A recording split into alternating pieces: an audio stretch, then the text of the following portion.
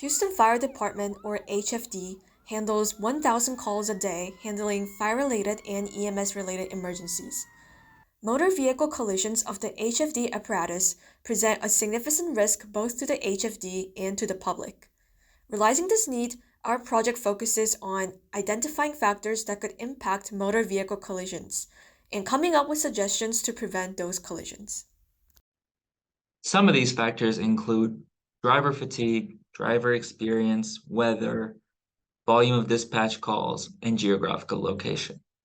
So our project consists of two parts, the modeling and the mapping. And for the modeling section, we'll be using machine learning algorithms to help us identify key features that impact collisions and quantify the importance of each feature. As for the mapping aspect, we will be using geospatial mapping to determine collision hotspots in the city of Houston and analyze the nature of the locations with high collision rates. Come visit us at the D2K Showcase to learn more about our project. Thank you.